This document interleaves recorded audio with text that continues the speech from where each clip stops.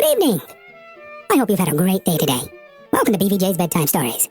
I'm Big Voice Jay, and this is a show where we get you ready for a good night's sleep with public domain short stories just for you. Links to all the stories can be found at the show notes at bedtimewithbvj.com. And if you'd like to support the show, there's a Buy Me a Coffee link on every page and post. Tonight we continue our story, The Adventure of the Bruce-Partington Plans, by Arthur Conan Doyle. I felt some reflection of his elation in my own mind, for I knew well that he would not depart so far from his usual austerity of demeanor unless there was good cause for exultation. All the long November evening I waited, filled with impatience for his return. At last, shortly after 9 o'clock, there arrived a messenger with a note. "Am dining at Godini's Restaurant, Gloucester Road, Kensington. Please come at once and join me there. Bring with you a jemmy, a dark lantern, a chisel, and a revolver. S.H."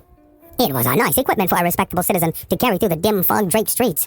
I stowed them all discreetly away in my overcoat and drove straight to the address given. There sat my friend at a little round table near the door of the garish Italian restaurant. "Have you had something to eat? Then join me in a coffee and curacao. Try one of the proprietor's cigars. They're less poisonous than one would expect. Have you the tools? They're here in my overcoat. Excellent! Let me give you a short sketch of what I have done, with some indication of what we are about to do. Now, it must be evident to you, Watson, that this young man's body was placed on the roof of the train. That was clear from the instant that I determined the fact that it was from the roof and not from a carriage that he had fallen. Could it not have been dropped from a bridge? I should say it was impossible. If you examine the roofs, you will find that they are slightly rounded, and there is no railing round them. Therefore, we can say for certain that young Cadogan West was placed on it. How could he be placed there? That was the question which we had to answer. There was only one possible way. You are aware that the underground runs clear of tunnels at some points in the West End. I had a vague memory that as I have traveled by it, I have occasionally seen windows just above my head. Now, suppose that a train halted under such a window. Would there be any difficulty in laying a body upon the roof? It seems most improbable. We must fall back upon the old axiom that when all other contingencies fail, whatever remains, however improbable, must be the truth. Here, all other contingencies have failed. When I found that the leading international agent, who had just left London, lived in a row of houses which abutted upon the underground, I was so pleased that you were a little astonished at my sudden frivolity. Oh, that was it, was it? Yes, that was it. Mr. Hugo Oberstein of 13 Caulfield Gardens had become my objective. I began my operations at Gloucester Road Station, where a very helpful official walked with me along the track and allowed me to satisfy myself not only that the back stair windows of Caulfield Gardens open on the line, but the even more essential fact that owing to the intersection of one of the larger railways, the underground trains are frequently held motionless for some minutes at that very spot. Splendid, Holmes, you have got it. So far, Watson. We advance, but the goal is afar. Well, having seen the back of Caulfield Gardens, I visited the front and satisfied myself that the bird was indeed flown. It is a considerable house, unfurnished, so far as I could judge, in the upper rooms.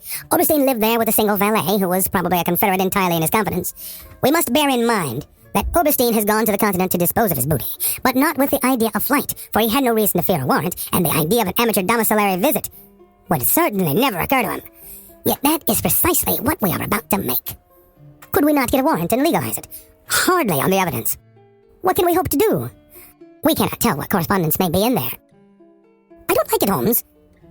My dear fellow, you shall keep watch in the street. I'll do the criminal part. It's not a time to stick at trifles. Think of Mycroft's note, of the Admiralty, the Cabinet, the exalted person who waits for news. We are bound to go. My answer was to rise from the table. You're right, Holmes. We are bound to go. He sprang up and shook me by the hand.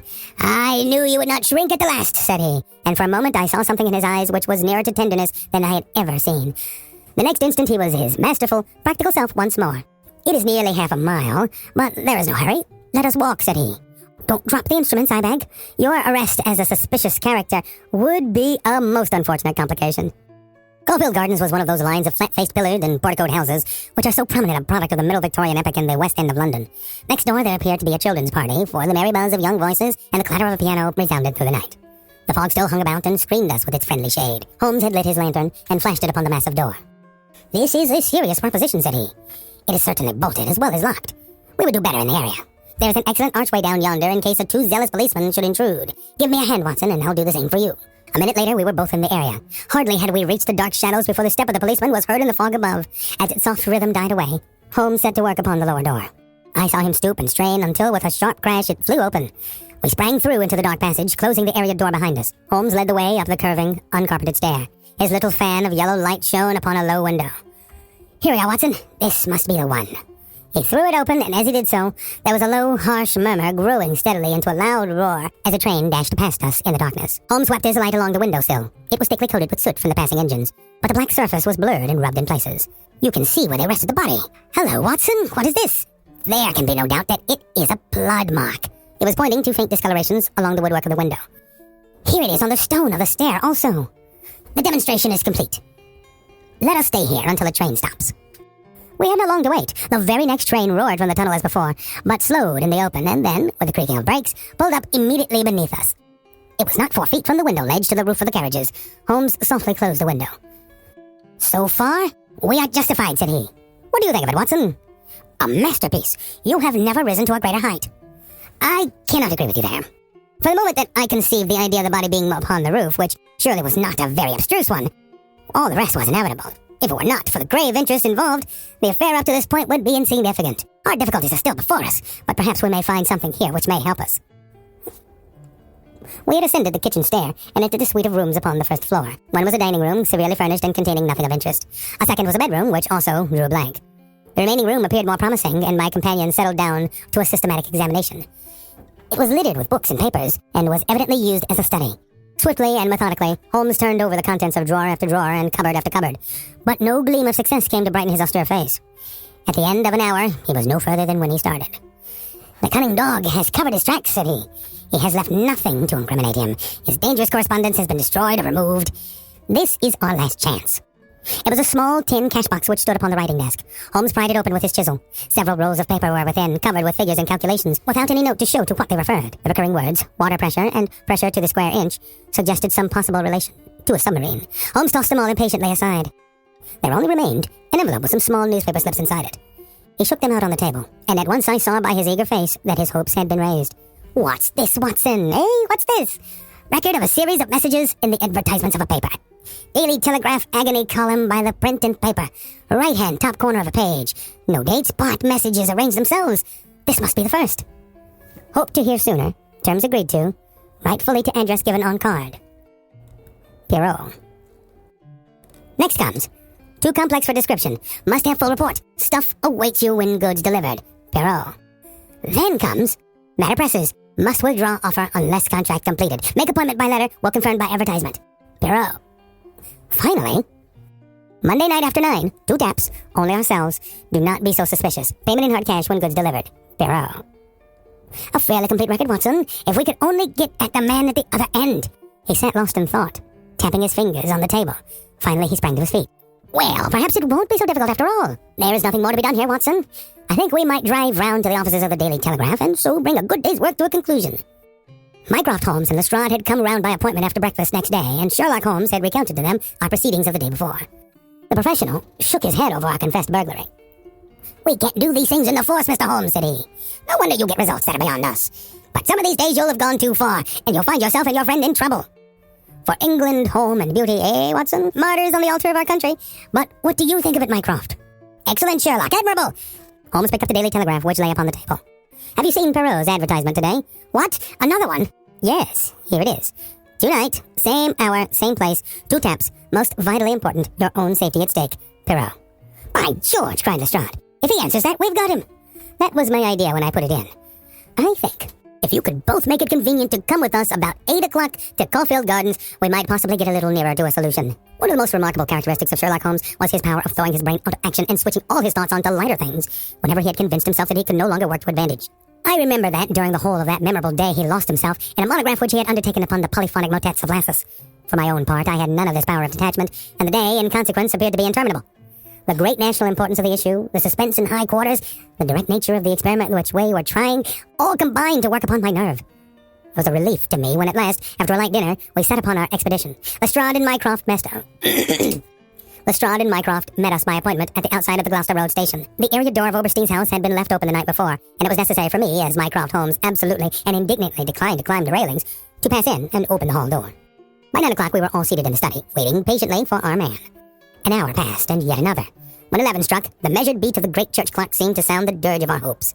Lestrade and Mycroft were fidgeting in their seats and looking twice a minute at their watches. Holmes sat silent and composed, his eyelids half shut, but every sense on the alert. He raised his head with a sudden jerk. "He's coming," said he. There had been a furtive step past the door. Now it returned. We heard a shuffling sound outside, and then 2 sharp taps with the knocker.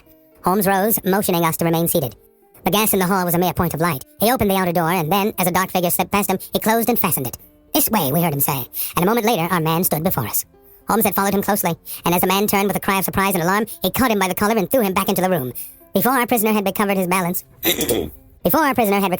the door was shut, and Holmes standing with his back against it. The man glared round him, staggered, and fell senseless upon the floor. With the shock, his broad-brimmed hat flew from his head, his cravat slipped down from his lips, and there were the long, light beard and the soft, handsome, delicate features of Colonel Valentine Walter. Holmes gave a whistle of surprise. "Well, I was certainly wrong, Watson," said he. "This was not the bird that I was looking for." "Who is he?" asked Mycroft eagerly. "The younger brother of the late Sir James Walter, the head of the submarine department. Yes, I see the fall of the cards. He's coming too. I think that you had best leave his examination to me." We had carried the prostrate body to the sofa. Now our prisoner sat up, looked round him with a horror-stricken face, and passed his hand over his forehead, like one who cannot believe his own senses. "What is this?" he asked. "I came here to visit Mr. Oberstein." "Everything is known, Colonel Walter," said Holmes. "How an English gentleman could behave in such a manner is beyond my comprehension. But your whole correspondence and relations with Oberstein are within our knowledge. So also are the circumstances connected with the death of young Cabbage and West. Let me advise you to gain at least a small credit for repentance and confession, since there are still some details which we can only learn from your lips." The man groaned and sank his face in his hands. We waited, but he was silent. "I can assure you," said Holmes, "that every essential is already known. We know that you were pressed for money, that you took an impress of the keys which your brother held, and that you entered into a correspondence with Oberstein, who answered your letters through the advertisement columns of the Daily Telegraph. We are aware that you went down to the office in the fog on Monday night, but that you were seen and followed by young Cabbage and West, who had probably some previous reason to suspect you. He saw your theft but could not give the alarm, as it was just possible that you were taking the papers to your brother in London. Leaving all his private concerns, like a good citizen that he was, he followed you closely in the fog and kept at your heels until you reached this very house. There he intervened, and then it was, Colonel Walter, that to treason you added the more terrible crime of murder." I did not! For God, I did not!" cried our wretched prisoner. "Tell us, then, how Cabbage and West met his end before you laid him upon the roof of a railway carriage." "I will. I swear to you that I will. I did the rest. I confess it. It was just as you say. A stock exchange debt had to be paid. I needed the money badly. Oberstein offered me 5,000. It was to save myself from ruin. But as to murder, I am as innocent as you. What happened then? He had his suspicions before, and he followed me as you describe. I never knew it until I was at the very door. It was thick fog, and one could not see their yards. I had given 2 taps, and Oberstein had come to the door. The young man rushed up and demanded to know what we were about to do with the papers. Oberstein had a short life preserver. He always carried it with him. As West forced his way after us into the house, Oberstein struck him on the head. The blow was a fatal one. He was dead within 5 minutes. There he lay in the hall, and we were at our wits' end what to do. Then Oberstein had this idea about the trains which halted under his back window. But first he examined the papers which I had brought. He said that 3 of them were essential and that he must keep them. "You cannot keep them," said I. "There will be a dreadful row at Woolwich if they are not returned." "I must keep them," said he, "for they are so technical that it is impossible in the time to make copies." "Then they all must go back together tonight," said I. He thought for a little, and then he cried out that he had it. "3 I will keep," said he. "The others we will stuff into the pocket of this young man. When he has found, the whole business will assuredly be put to his account." I could see no other way out of it, so we did as he suggested. We waited half an hour at the window before a train stopped. It was so thick that nothing could be seen, and we had no difficulty in lowering West's body onto the train. That was the end of the matter so far as I was concerned. "And your brother?" "He said nothing, but he had caught me once with his keys, and I think that he suspected. I read in his eyes that he suspected. As you know, he never held up his head again." There was silence in the room. It was broken by Mycroft Holmes. "Can you not make reparation? It would ease your conscience and possibly your punishment." "What reparation can I make?" "Where's Oberstein with the papers?" "I do not know." "Did he give you no address?" "He said that letters to the Hôtel de Louvre, Paris, would eventually reach him." "Then reparation is still within your power," said Sherlock Holmes. "I will do anything I can. I owe this fellow no particular goodwill. He's been my ruin and my downfall. Here are paper and pen. Sit at this desk and write to my dictation. Direct the envelope to the address given." "That is right. Now the letter." "Dear sir, with regard to your transaction, you will no doubt have observed by now that one essential detail is missing. I have a tracing which will make it complete. This has involved me in extra trouble, however, and I must ask you for a further advance of £500. I will not trust it to the post, nor will I take anything but gold or notes. I would come to you abroad, but it would excite remark if I left the country at present. Therefore, I shall expect to meet you in the smoking room of the Charing Cross Hotel at noon on Saturday. Remember that only English notes or gold will be taken." "It will do very well. I shall be very much surprised if it does not fetch our man." And it did. It is a matter of history, that secret history of a nation which is often so much more intimate and interesting than its public chronicles, that Oberstein, eager to complete the coup of his lifetime, came to the lure and was safely engulfed for 15 years in a British prison. In his trunk were found the invaluable Bruce-Partington plans, which he had put up for auction in all the naval centers of Europe. Colonel Walter died in prison towards the end of the 2nd year of his sentence. As to Holmes, he returned refreshed to his monograph upon the polyphonic motets of Lassus, which has since been printed for private circulation, and is said by experts to be the last word upon the subject. Some weeks afterwards, I learned incidentally that my friend spent a day at Windsor, whence he returned with a remarkably fine emerald tie-pin. When I asked him if he had bought it, he answered that it was a present from a certain gracious lady in whose interest he had once been fortunate enough to carry out a small commission. He said no more, but I fancy that I could guess at that lady's august name, and I have little doubt that the emerald pin will forever recall to my friend's memory the adventure of the Bruce-Partington plans. We are always looking for great public domain stories like these to feature on the podcast. Send your story suggestions to bigvoicejay@gmail.com. We've got a YouTube channel full of stories from the show. Go to tiny.cc/BVJ Bedtime. Don't forget to leave us a review on Apple Podcasts. It helps to spread the word that we're putting people to sleep every single night. And if you'd like to support the show, there's a Buy Me a Coffee link on every page and post. Thank you so much for listening. Good night. Diamond Club hopes you have enjoyed this program.